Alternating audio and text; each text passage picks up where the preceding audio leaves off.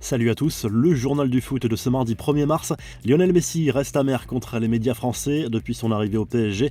L'international argentin n'a pas échappé aux critiques lors de ses passages à vide.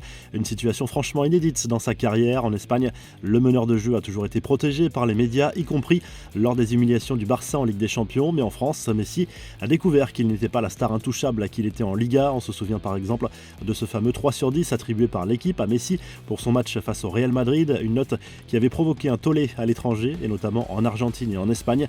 Une chose est sûre, Messi a très mal vécu ces critiques et a fait part de sa stupeur au cadre du vestiaire en découvrant ses reproches. Neymar, prêt à mener le PSG vers les sommets, la star brésilienne aurait fait une annonce concernant son état de santé à ses proches et au vestiaire parisien. Le numéro 10 assure être à 100% au moment d'aborder les 3 derniers mois de la saison. Une excellente nouvelle à une semaine du 8e de finale retour de Ligue des Champions contre le Real Madrid à Bernabéu. Pour aller loin en Ligue des Champions, le PSG aura besoin de ses meilleures armes et le Brésilien en fait clairement partie. Les infos et rumeurs du mercato, pas question de changer d'entraîneur à Lyon. Jean-Michel Aulas a réaffirmé sur la chaîne L'Équipe sa confiance en Peter Bosz. Le président de l'OL pense encore que l'entraîneur néerlandais est capable de mener son équipe sur le podium de la Ligue 1 et d'aller chercher la Ligue des Champions.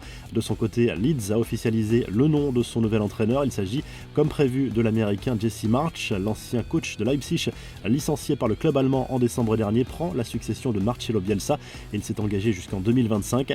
L'éternel Gianluigi Buffon repousse encore sa retraite à 44 ans. Le gardien italien a prolongé son contrat jusqu'en 2024 avec Parme, qui évolue en Série B. Buffon avait fait ses débuts en pro à l'âge de 17 ans en 1995. À l'issue de son contrat, il se rapprochera de 30 ans de carrière. Enfin, le Cameroun tient son nouveau sélectionneur. Rigobert Song a été nommé lundi sur le banc des Lions Indomptables à la place de Tony Conceição. Les infos en bref, première demi-finale de la Coupe de France ce mardi soir. Elle oppose l'OGC Nice à Versailles à l'Allianz Riviera. Le club de National 2 rêve d'un nouvel exploit, mais la marche est haute pour atteindre le Stade de France. L'autre demi-finale opposera Nantes à Monaco mercredi soir. Des nouvelles de Franck Ribéry, victime d'un accident de la route dans la nuit de dimanche à lundi. Le joueur de la Salernitana a été transporté à l'hôpital pour un léger traumatisme crânien, mais il a rapidement pu rejoindre son domicile. Le Français n'était pas au volant lors de cet accident. Les suites de l'affaire Clément Turpin, qui avait refusé un but à Lucas Paqueta dimanche soir lors du match entre Lyon et Lille. Les membres de la direction technique de l'arbitrage ont reconnu l'erreur de Clément Turpin ce soir-là, selon le patron de l'arbitrage français Pascal Garibian. Enfin, en Espagne, Grenade condamne fermement le geste inadmissible d'un supporter à l'encontre du défenseur équatorien Carlos Acapo. Le joueur de Cadix a été visé lundi par le geste raciste d'un spectateur qui a imité un singe en le fixant. L'individu va être poursuivi.